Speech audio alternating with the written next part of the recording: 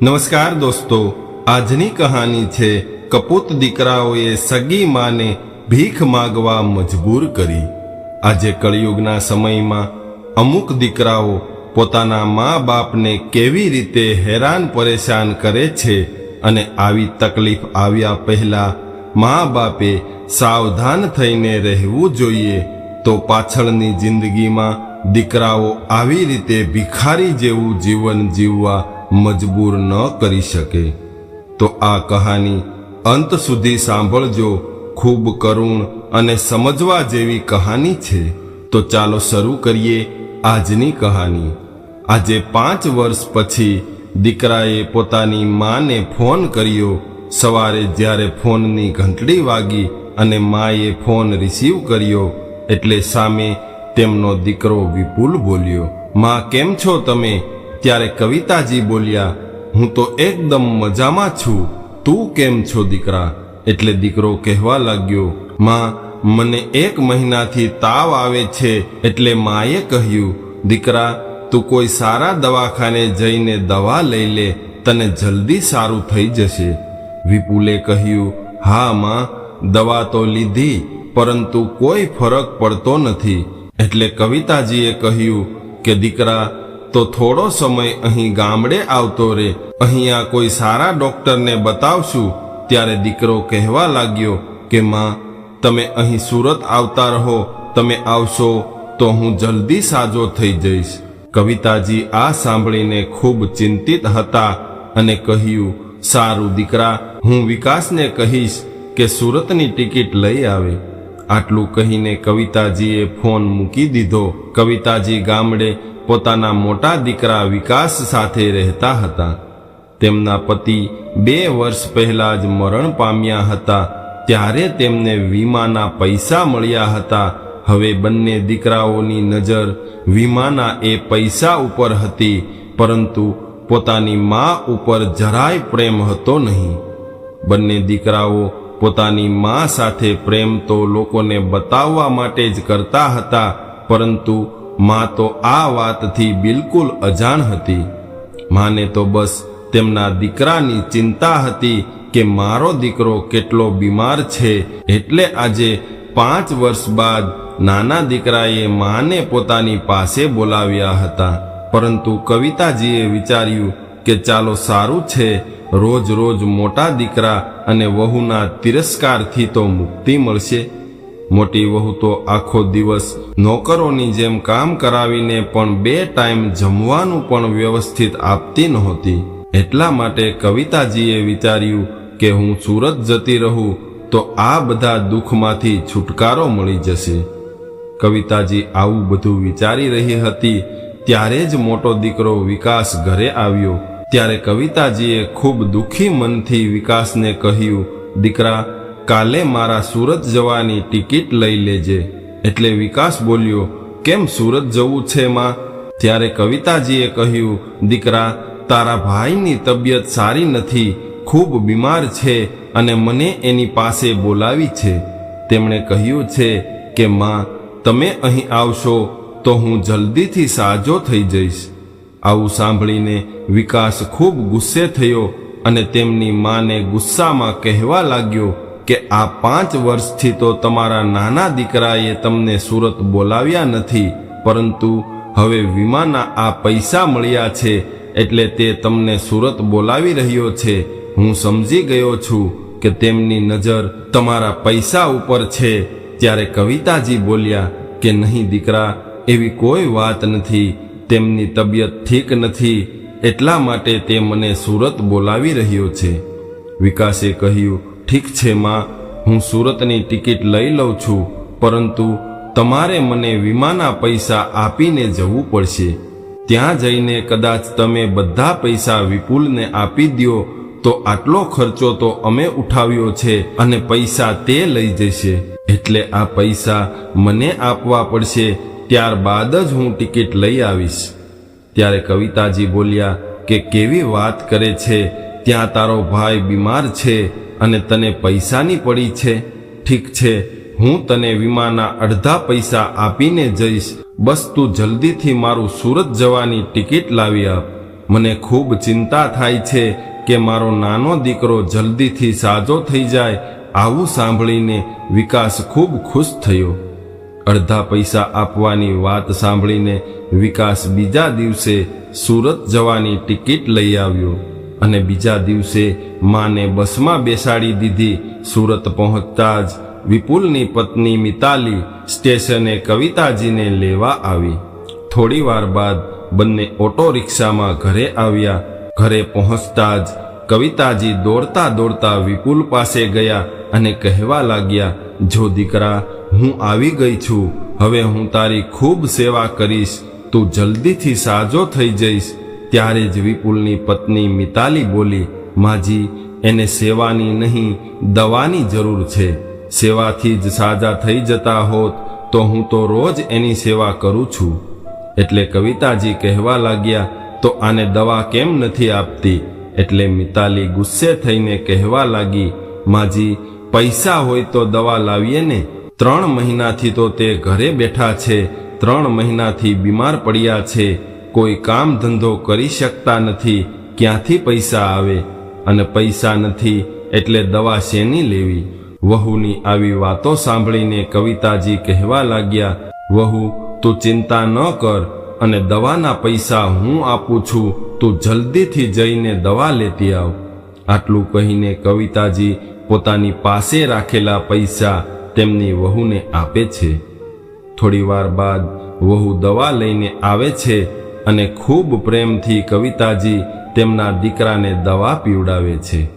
ત્યારબાદ કવિતાજી સ્નાન કરવા માટે બાથરૂમમાં જાય છે. આ બાજુ તેમનો દીકરો અને વહુ ઈશારામાં વાતો કરી અને ખૂબ ખુશ થઈ રહ્યા હતા. ઈશારાનો મતલબ એવો હતો કે તેમણે બીમારીનું તો ખાલી બહાનું બનાવ્યું હતું. અને વિપુલ કહેવા લાગ્યો કે અરે યાર, આ માં તો મને દવા પીવડાવીને મારી નાખશે. એટલે મિતાલી બોલી કે તમે ચિંતા ન કરો, આ દવા તો ખાલી વિટામિનની ગોળીઓ છે. આનાથી કંઈ પ્રોબ્લેમ નહીં થાય. આ બંને તો બિચારી ભોળી માને ખુલ્લી આંખોથી લૂંટી રહ્યા હતા. વિપુલને તો હંમેશાની આદત થઈ ગઈ અને રોજ કવિતાજી પાસે પૈસા માગ્યા કરતો અને કવિતાજી પણ ખૂબ ખુશ થઈને પૈસા આપ્યા કરતા. માં તો વિચારી રહી હતી કે મારો દીકરો 3 મહિનાથી બીમાર છે અને કંઈ કામ નથી કરી શકતો, એટલે તેની મદદ કરવી મારી ફરજ છે. આવી રીતે ધીરે ધીરે વિપુલની આદત વધારે વધવા લાગી. હવે તો કોઈને કોઈ બહાનું કાઢીને વિપુલ મા પાસેથી પૈસા કઢાવ્યા રાખતો. અને એક દિવસ ટીવીમાં સમાચાર આવ્યા કે આખા દેશમાં 2 મહિના માટે લોકડાઉન જાહેર કરવામાં આવ્યું છે. ત્યારે જ તેમનો દીકરો વિપુલ માથું પકડીને બેસી ગયો અને કહેવા લાગ્યો કે હવે આ 2 મહિના ઘર કેવી રીતે ચલાવશું? માં, તમારી પાસે પૈસા હોય તો આપજો ને.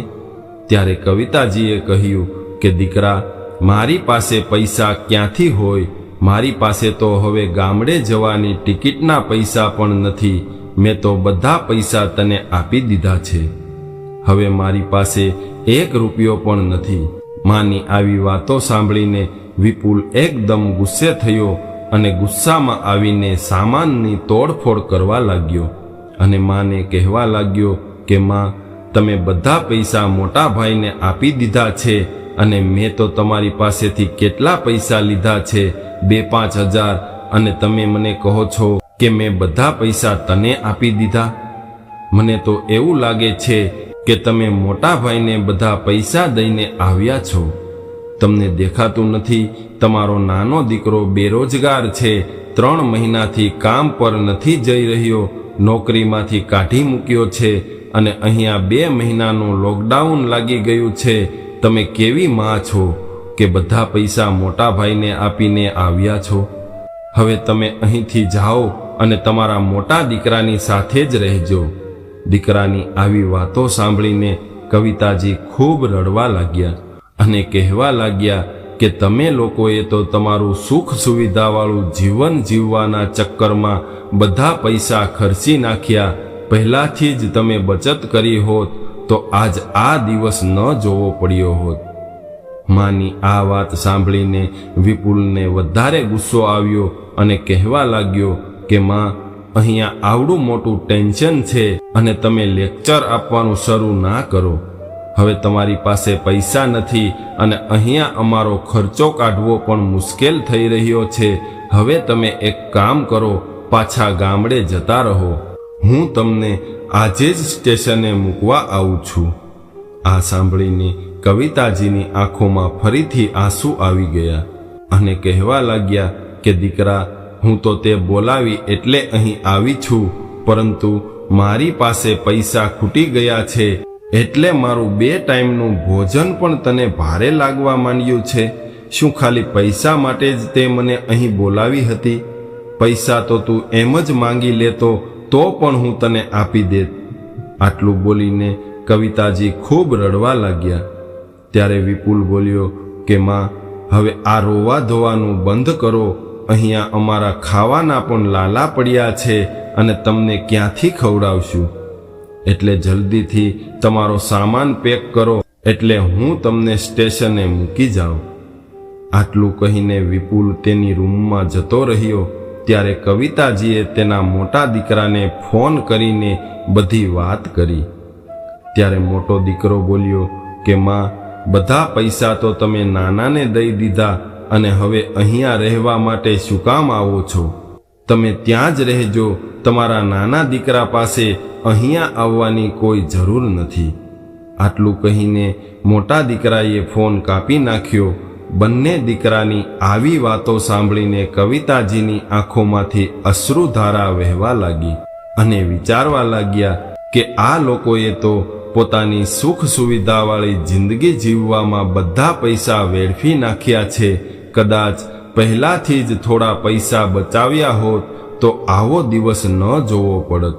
અને વિચારવા લાગ્યા કે શું આવા દિવસો જોવા માટે જ અમે દીકરાઓને ઉછેર્યા હતા કે આજે તેમની સગી માને 2 ટાઈમનું ભોજન કરાવવું પણ તેને ભારે લાગે છે.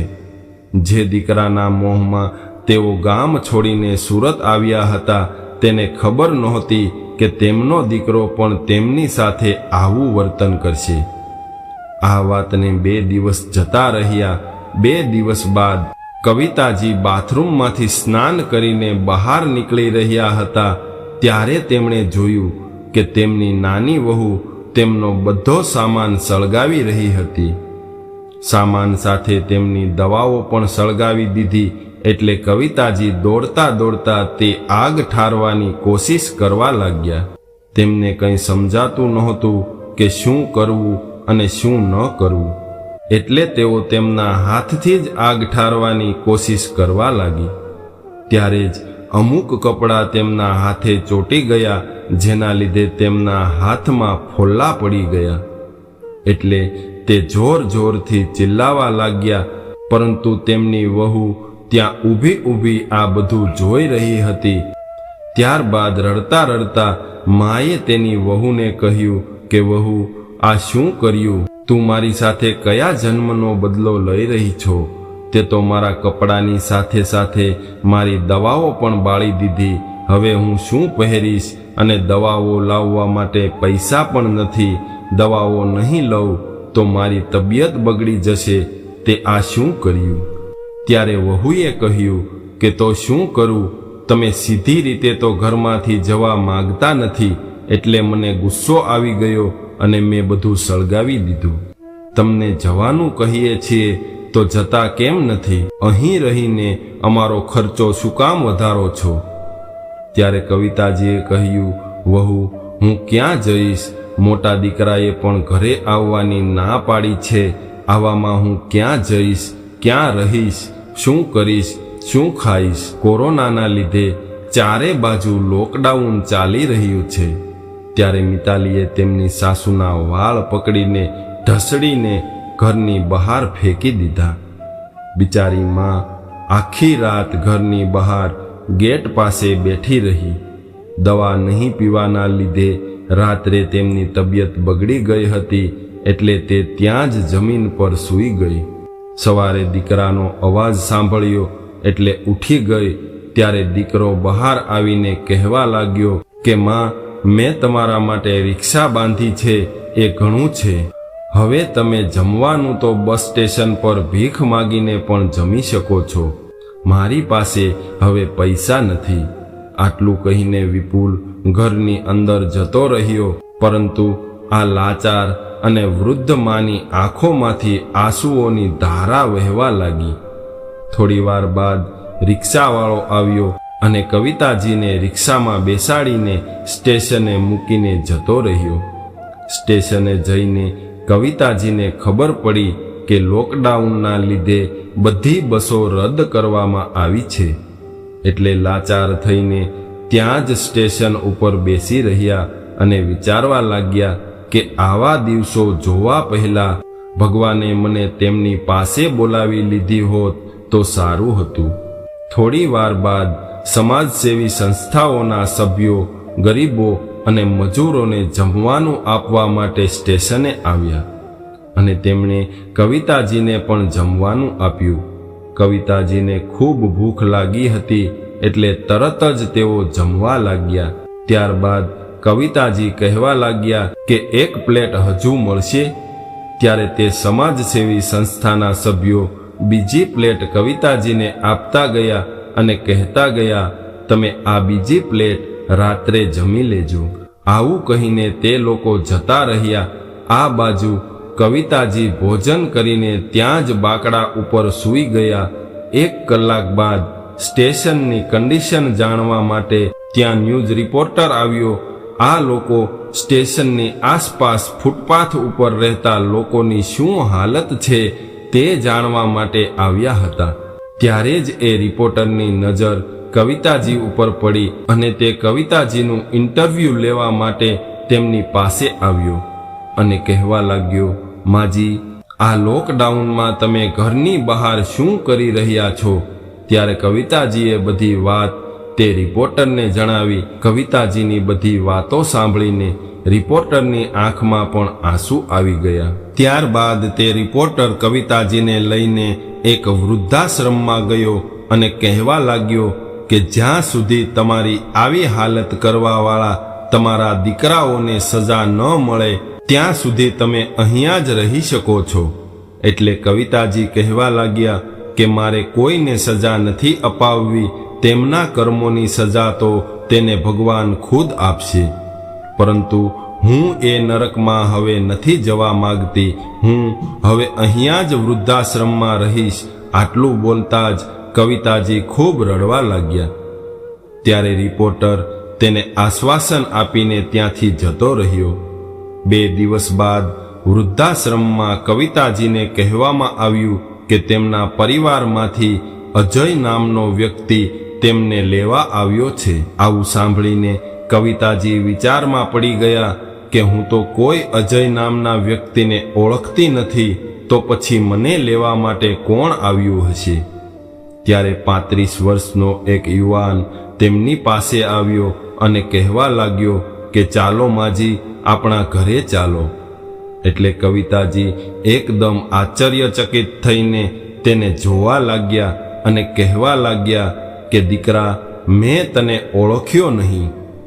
એટલે પેલો યુવક બોલ્યો કે માજી, મેં કાલે ટીવી પર તમારું ઇન્ટરવ્યૂ જોયું હતું. જે લોકોની માં હોય છે તે લોકોને માની કદર નથી હોતી.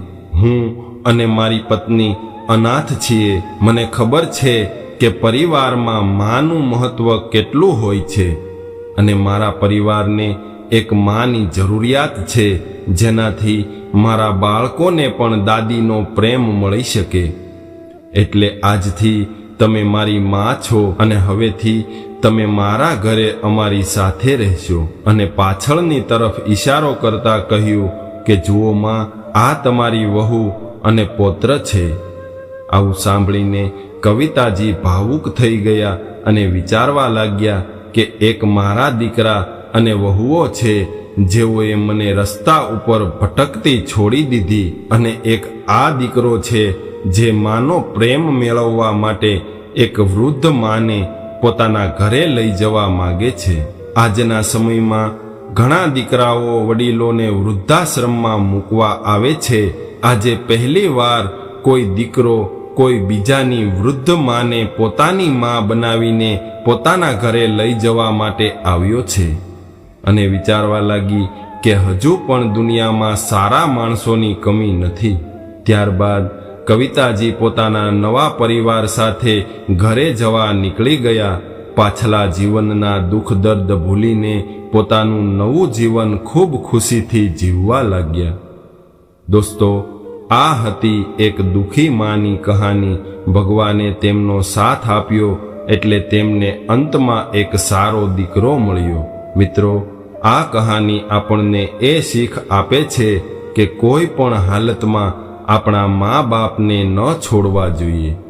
જેની પાસે મા નથી તે મા માટે તરસી રહ્યા છે, અને અમુક લોકો જેની પાસે મા છે તેને માની કદર નથી. મિત્રો, જો તમને આ કહાની પસંદ આવી હોય તો આ મા માટે એક લાઈક કરવાનું ભૂલતા નહીં, અને નવા હોય તો ચેનલને સબસ્ક્રાઇબ જરૂરથી કરજો. જય શ્રી કૃષ્ણ.